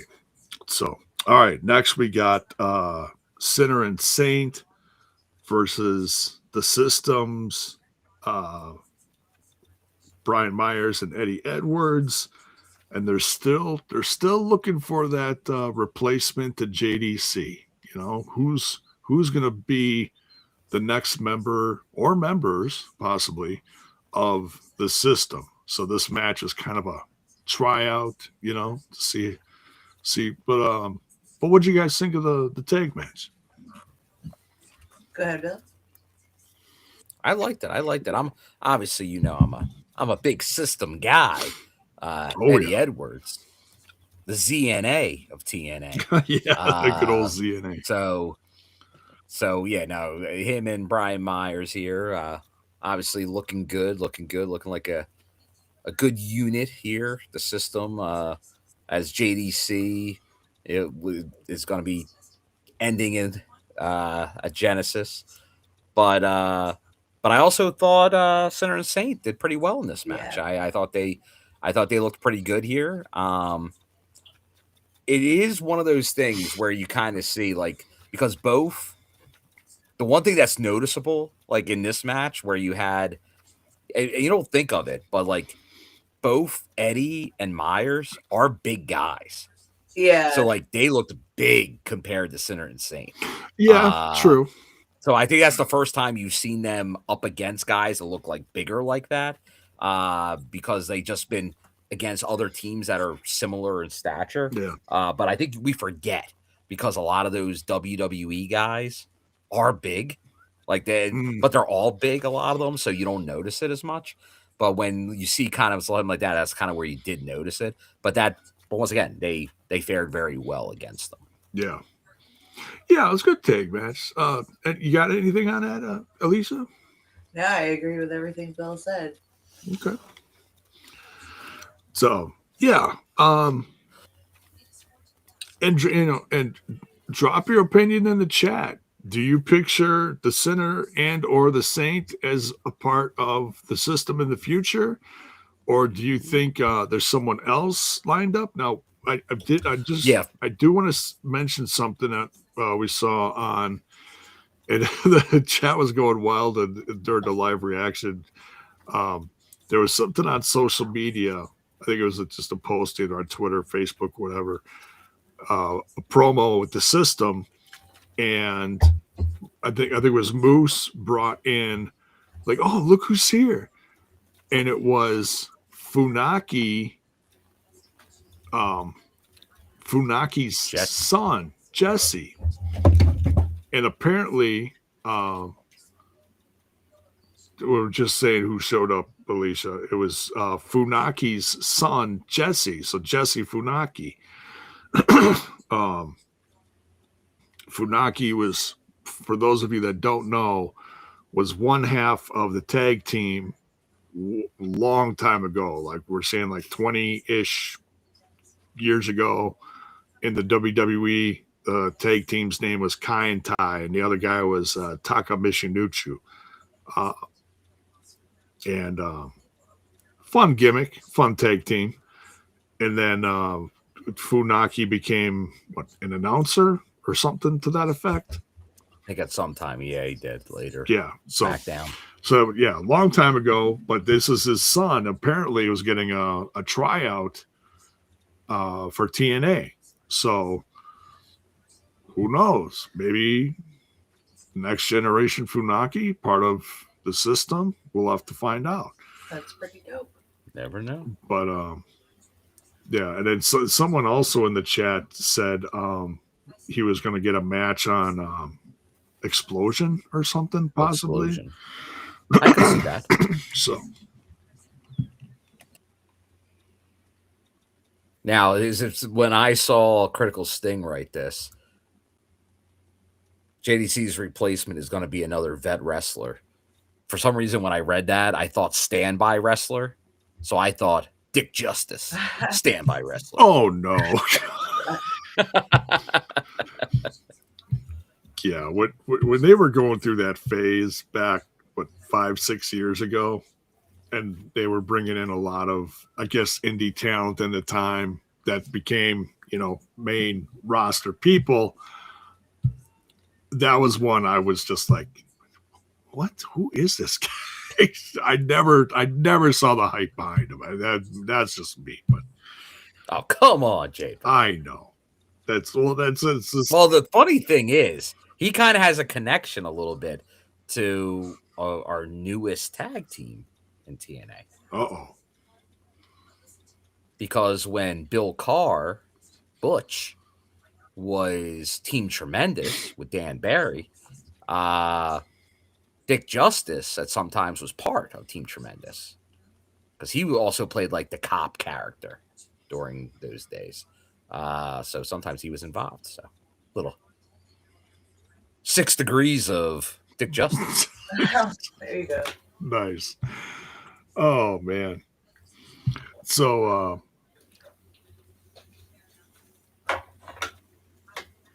yeah, we'll see. We'll see who's going to replace JDC. All right, next we got... and let's not forget, because Alicia wasn't here for the final resolution review, we also had some other people kind of be tested with the system during the countdown show, and that was the team of Bear Bronson and the Andersons, Brock Anderson, son of Arn, and C.W. Anderson from ECW. Oh, okay. So they're also in the running for the system, potentially. Yeah. Bear Bronson did get a mention in this episode. So, yes. Yeah. Student of Brian Myers. He is, yes. So, got to give a shout out because I did mention him a little while ago when we were talking about the other guy on a cruise ship watching TNI. David Penzer, the legend, in the chat. There we go. What's up? It's been a while. Now we got David Penzer tonight. We had Daniel Spencer on the final resolution. He was in the chat. We know sometimes when they get in the chat together, things can run amok. Yeah, usually when they both show up, chat gets all fired up. Opinionated. It's so funny. But David Penzer in the chat, let us know what you. I don't know if you've.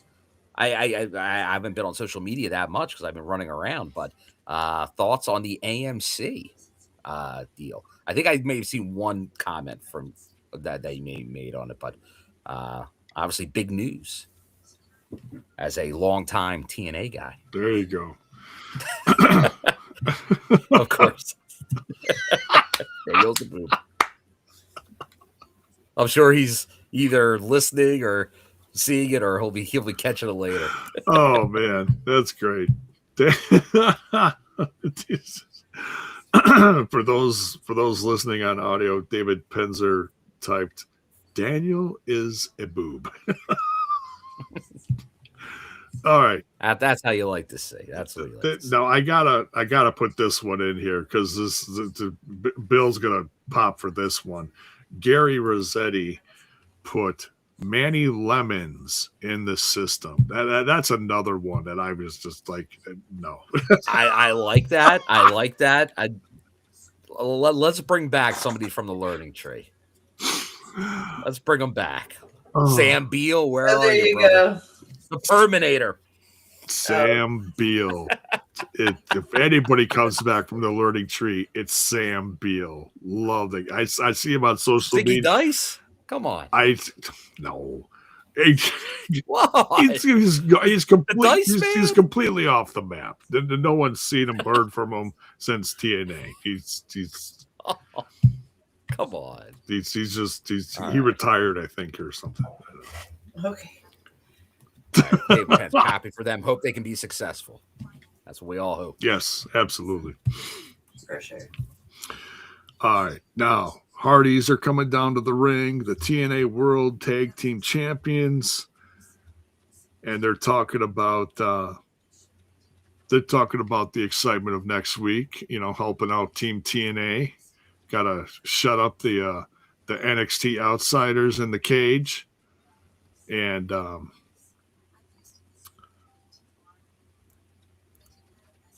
I was going to say, I thought I missed the Santino thing, but that was next. That was next. But yeah, so the Hardys are talking, and then all of a sudden we get a little eruption from the newest tag team in TNA, the Righteous. The Righteous come down to the ring. And snapping your fingers. Vincent, that wasn't happening tonight. Vincent's snapping his finger. Dutch's. I finally saw it. I didn't. Oh my god! It's the stuff of nightmares. What Dutch does with his tongue. Oh, you now you noticed it. I finally saw it. I wish I didn't. What has he got, a split tongue? No, just he flaps his kind of how Gene Simmons goes Yeah, I don't know. I don't even know. That's gross. I'm glad I missed it. He flaps it at a record pace. Yeah, there's so many things I could say about it, but I don't want to get demonetized. I'm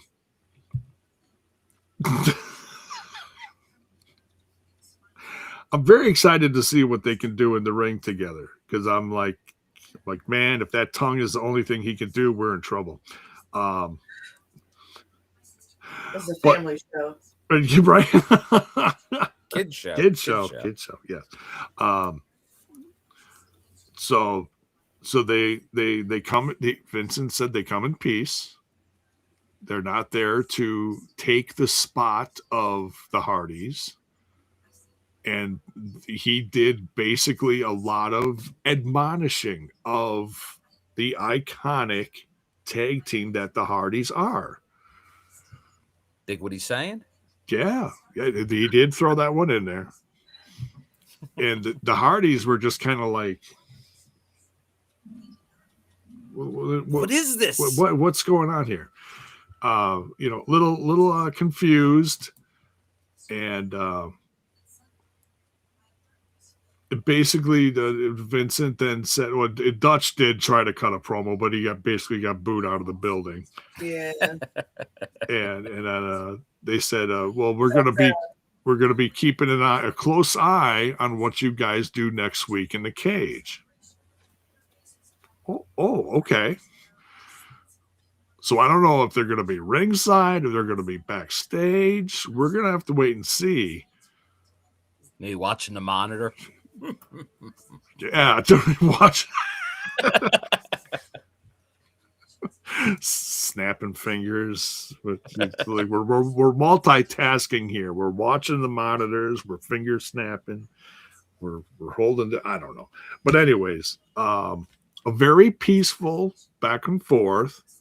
No attack. Very interesting. What do you guys think about this? The first promo of the Righteous in TNA. I'm sure if the crowd wasn't so passionate about their unenthusiasm about this situation, it would have gone over a little bit better. But I think the guys did the best they could with the situation at hand. Yeah, I'm going to stick with that. All right.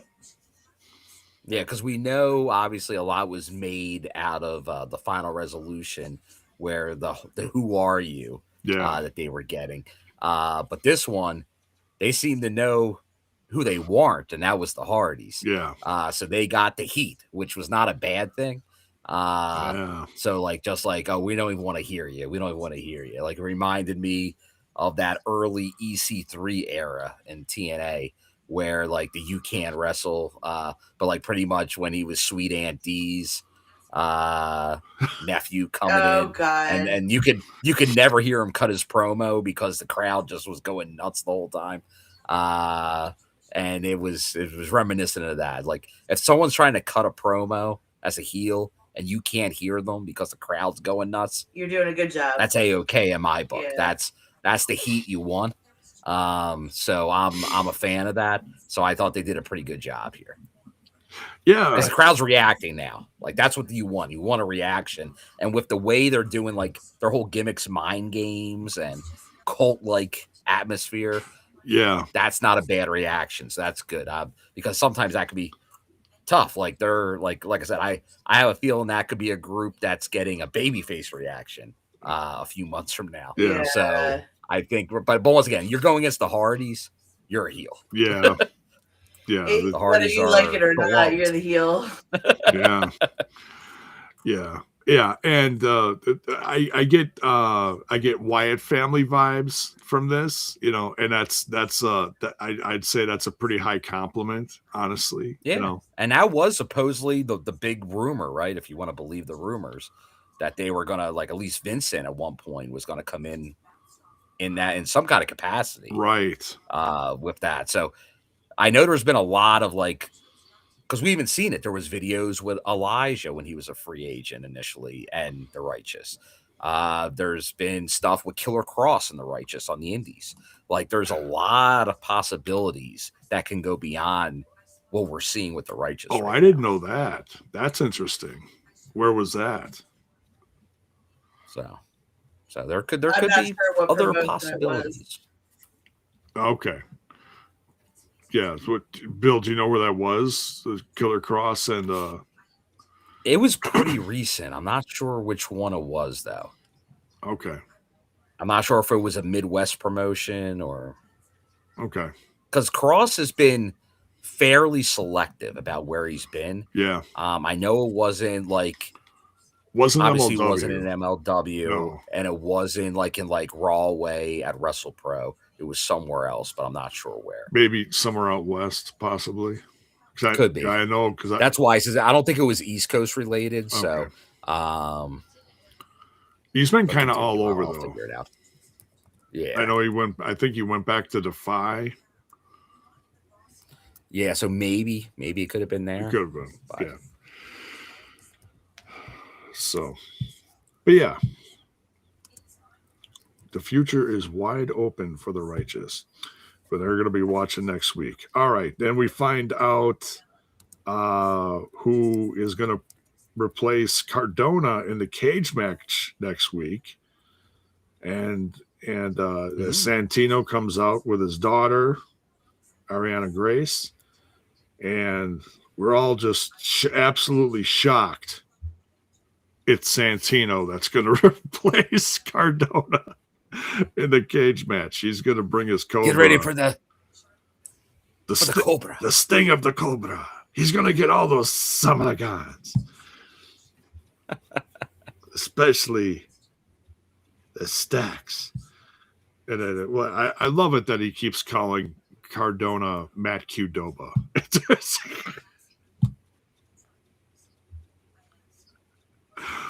He did that a couple times. Man, Santino's just a treasure. But what do you think about Santino inserting himself into the cage match? Meh. Meh. Uh-oh.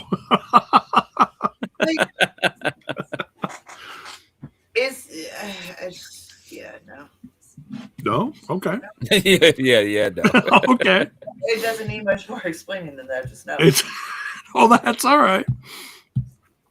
Bill, what say you?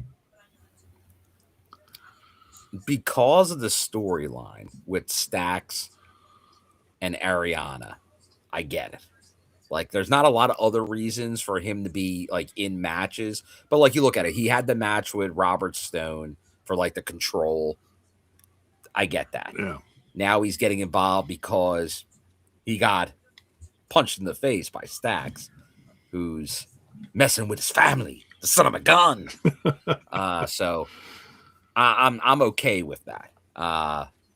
We'll see what happens. But once again, he wasn't initially in there. He's just filling a spot. Oh, yeah. Oh, okay. I missed a segment here, apparently, according to Mayor.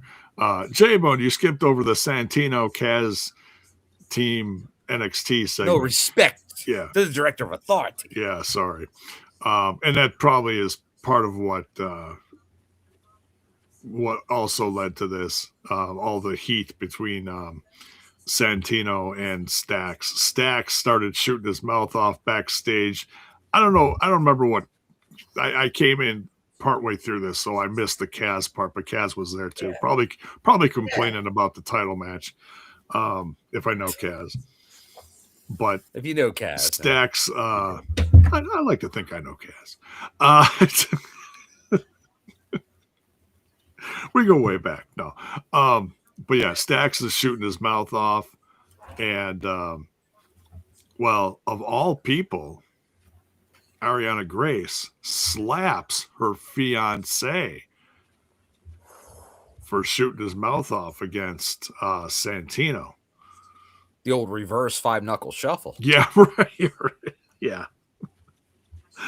So, yeah.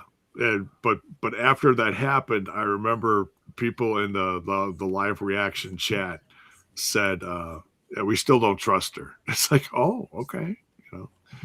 And I've said that too, I feel like that could be something that would add to the storyline. Like, what if Ariana Grace turns on her father, and then joins Stax, joins the group, and Stax and Ariana Grace kind of become like a power couple in TNA while Stax has the championship.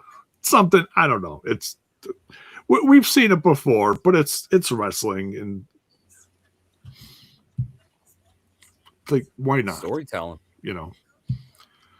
We go back 5 stars. Go back to one of the most infamous son-in-law daughter relationships against a person of authority, Triple H, Stephanie, and Vince. Yeah. So yeah, the tale as old as time. Why not? But I like the storyline. Yeah, I like that theory that she's a double agent. Who said that in the chat? It's Critical Sting. Yep. Said that, and other like I said, other people were saying that in a live reaction. But yeah, so we'll see. Yeah, someone let them in. We still don't know who. The investigation is ongoing. Could be the big investigation. Big investigation. Isn't that convenient that her father is the general manager? Are you saying he's not looking where he should be? Maybe he's not looking for. He's not looking at home. What is this? A University of Michigan investigation? Like, I want to say something awesome, but I know it's not going to be that. So, yeah, it's going to be great. Ariana's a good wrestler, though. Why aren't we getting more matches with her? Seriously. Yeah, we got a little bit of matches. We need more because she's very good. Yeah, I'm a fan of the liaison. I think as the story progresses, if we do get this, switch, I think we're gonna see more. We may even see some, Stax and Ariana matches against, other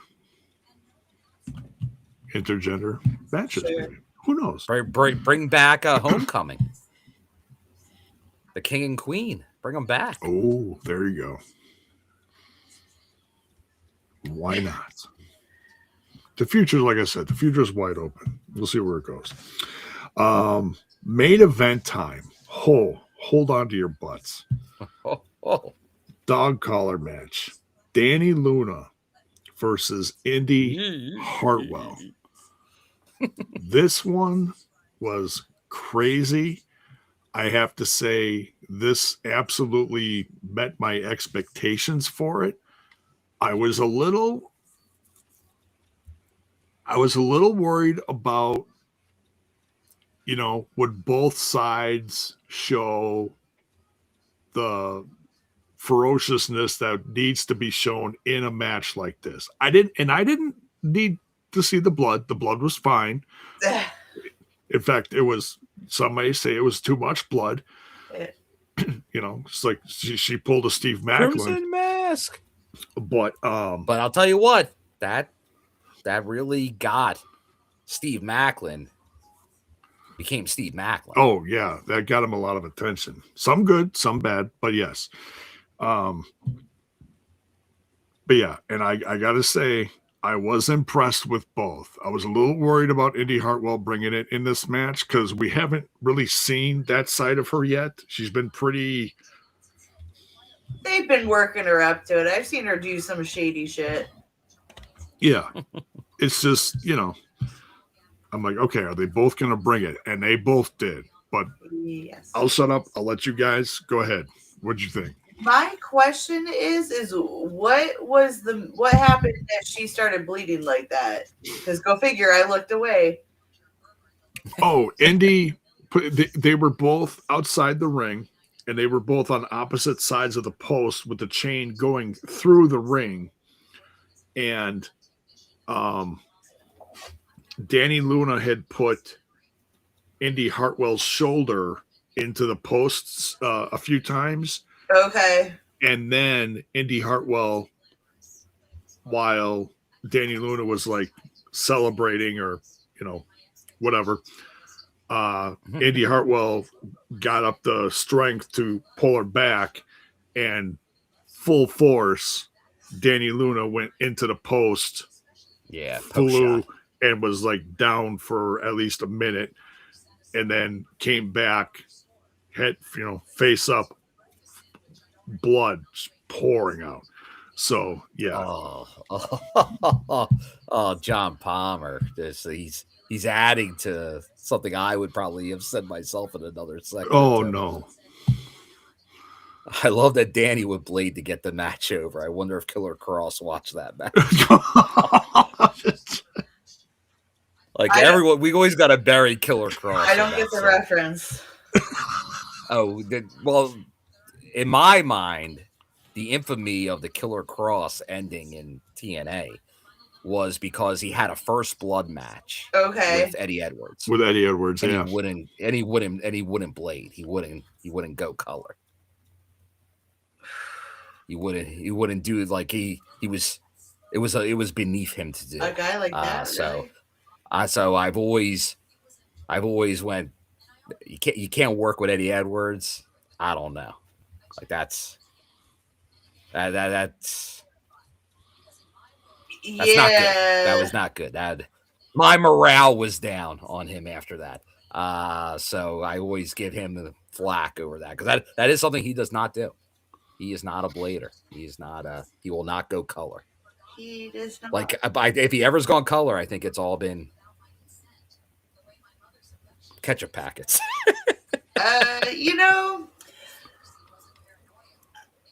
Not real. I gotta really think about this, because I love deathmatch wrestling, right? I know we're kind of wandering in this quick, where it kind of comes with the territory, and it's just like it's as natural as moving in the ring is to bleed. Oh yeah. But I can understand how some people don't want the scars, don't want the potential whatever. It's icky, you know what I mean? So I get it. And, if you want to go the theatrical route and it looks a little faker, then by all means, do you, boo-boo. Well, I'm fine with just not doing color in that instance, like as opposed to doing face. Yeah. But it all depends. It depends on the wrestler and stuff like that. But you're Mr. Badass. Yeah, he does. I can't. You can't cry out of that one. Sorry. Yeah. It would be funny and it felt like it was already down the road, and then like he wouldn't do it. Like it seemed like it'd be a stipulation and get out there and all that to then say I'm not going to do it. That felt more like going into business for yourself. Yeah, that's my issue with it. That's kind of a thing. I have a feeling he was on board until he wasn't on board. Go ahead, Alicia. Him and Scarlett. Excuse me, that was terrible. Should just start bloodbathing everybody. Get the upper hand on the joke. Yeah. Want me to bleed? Well, I'll make everybody bleed, bitch. There you go. Bloodbath. Or we'll do the WCW Vince Russo version where it misses and everybody still sells it. There you go. There you go. Now, there are people talking a lot about the ref in this match because there was a ref bump and there was John Palmer saying the prize didn't put the gloves, the old infamous get the gloves as soon as you see some blood. Oh, yeah. Let it go. Andy looked like she wanted to put some gloves on. Every time she went to go wipe her face, she had to remember. I'm covered in blood. Covered in blood. Well, and I kind of think, and I said this during the live reaction, when Indi had the blood on her hands and she looked at her hands, I feel like, like the classic saying is, ooh, they saw red. And that's when they really go. We're going Macbeth. Yeah. Yeah. When they go cuckoo, they go off. They get all fired up like, oh, you made me bleed my own blood. What? One of those things. How dare you? Yeah. Even though it wasn't. No one makes me bleed my own blood. Right. Even though it wasn't hers, but it was like, oh, that was really that the switch turned, but yeah, there was a lot of fun. I feel like they both. I like the embracing of it. Like Dani embraced it. Like she wanted this. Yeah. And I give her credit. Like she went all in on it. So good for her. Like I said, I think this is a lot of us here. A lot of thought she was going to be like one of the breakouts. Like if you don't see it right now, like she's been breaking out now for a while. Yeah. She does feel destined to be, like I said, that knockouts division. Like she's up there. Like it would shock me if she's not the knockouts champion within the next few months, if not sooner. Yeah. Like she feels like she'll be the one. Yeah, like she's probably gonna dethrone our current champion. That's what it feels like, but we'll see. Because they did tease. People were talking about another segment with the Angel Warriors. There's always Tessa lurking around as a potential challenger for that title. I don't know if they'll go into that again because this seems like she's very focused on tags. But yeah, she definitely seems like Indi's going to be tough because she is tough. Yeah. And showing that she'll go to these measures to win, to get advantages. Yeah. Like, it wasn't that long. She was with the multi-time knockout tag champions, Spitfire, with Jody Threat. And look at where she is now. Yeah. Quite a difference. Where's Lars when you need him? Oh, Lars was the glue. It all fell apart. Right. So yeah. I'm sorry I missed a couple segments. Sometimes I'm just into the show and I don't write everything down. So hey, my bad. So it was a packed show tonight. It was loaded and which is great because there was that powder spot. Oh yeah. That didn't work out. The failed I don't know if I've ever seen a failed powder spot, but I was all excited. She pulled the bag out and it's like, oh, she's got the Fuji dust. I always call it the Fuji dust, and then she, I don't know what it was. She kicked it. It didn't work. She dropped it. It went everywhere. And I thought Dani at one point was going to grab a handful, turn it around, and try to throw it or something. But then that wouldn't Remind me of Woody Allen and Angie and Annie Hall. Oh God, yeah. The cocaine. What movie is that? La Cocaina. Annie Hall. Okay. Where you someone puts a mirror of cocaine in front of him and he sneezes. Oh no. He sneezes it all away. just a big puff of smoke. That's got to be just like we saw in the ring. That's got to Which be is an appropriate reaction. Somewhere on the blooper reel of Scarface too. I feel like there's got to be something like that out there. Say hello to my little friend. Achoo. Oh man, but yeah, amazing dog collar match. It's been a while since we've seen one, especially with the girls. The knockouts, they both shine. They both shine. Very talented. Yeah. So,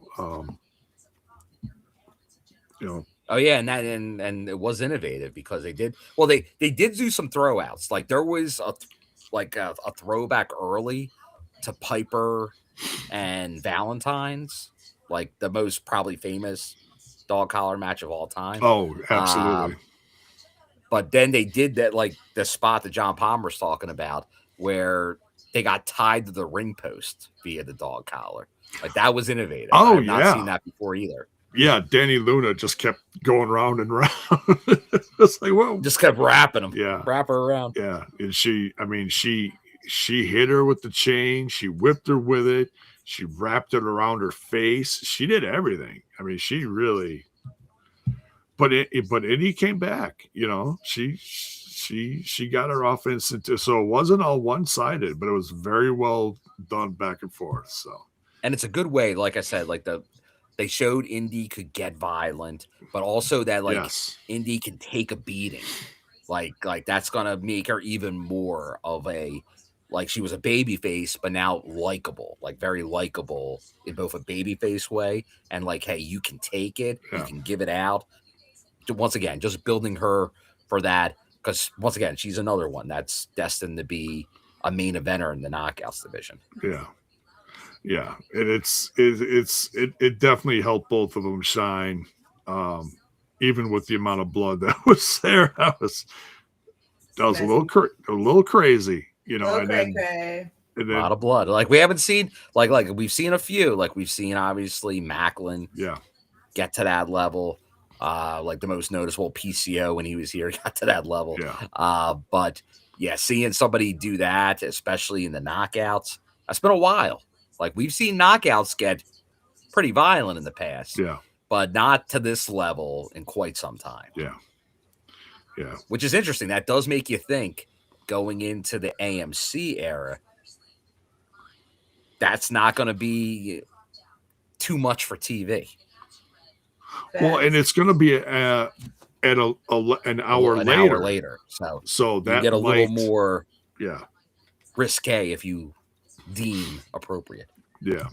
But I don't think they'll overdo it because that's what they tend to do. Because remember, there was a lot of stories after Unbreakable last year, and then the dog collar match between Macklin and EY, where it's like, well, that's a lot of blood that quick. Like maybe we should pace them out a little too much. So I think TNA will still have that kind of feel to it, like because there are places where it becomes like, oh. Like, and even Alicia was saying it with death matches earlier, like you just always see blood. So it can lose appeal. It can lose appeal. Like, even if you like that, if you're seeing a ton of blood in matches all the time, it doesn't have the effect. The effect is when it's a big feud, it's a death feud, it's a blood feud. You get blood. And that's where it matters. That's where you get payoffs. And Indi and Dani have been going at it. So to have a blood feud ending, good way to end it. Oh, absolutely. Because once again, it's to get payoffs. That's where blood tells a story. Agreed. Yeah. Great finish to this. I mean, you'd like to assume this is the end of it, but we'll see.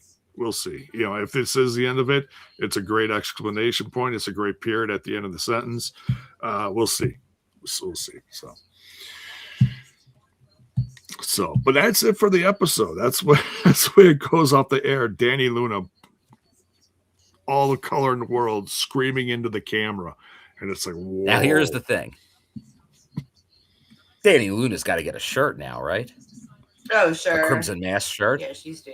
Because Dani Luna, I don't even know if she has a shirt with TNA. Oh yeah, here, John Palmer. She said, "I am." No, she does have a shirt. but it's not. Does she have a shirt? She, but it's not. She Crimson does. Mask It's just a shirt. You know, there's nothing like. She that needs the crazy about shirt it. that like Candice LeRae had when she did. Oh, the that match matching against for the Young Wrestling Bucks? Gorilla. Yeah, against the Young Bucks. Yeah. Yeah, or like Where Britt. it's just her face covered in blood. Britt Baker had one of those too. That one. That was a knockoff of Candice LeRae. Well, I'm just saying. It's yeah. Because then You got to respect the OG. Got to respect the OG. Candice LeRae's the OG. Yeah. She's the OG. But she said, "I am Doomsday" as the show went off. Okay, so which is good timing because did that trailer drop today or is it supposed to drop tomorrow? The Avengers Doomsday thing? Not yet. But it's supposed to be coming out shortly. Soon. So it's good timing. The Supergirl teaser dropped today. That was okay. Yeah, because there was talk about them coming out at the same time. That's why I was wondering. Yeah, but I didn't see it yet. So yeah, it's Supergirl trunk through the whole trailer. I don't know. We'll see how that does. That was kind of surprising, but obviously it's going off of another comic story. But anyways, yeah, that's the end of the episode. There, wild episode, very loaded, but it felt like it really went fast. It was over before you knew it. All building up to what's happening in 2026, the debut on AMC, Genesis, a couple days after that. A lot of great stuff coming up. Any final thoughts, guys?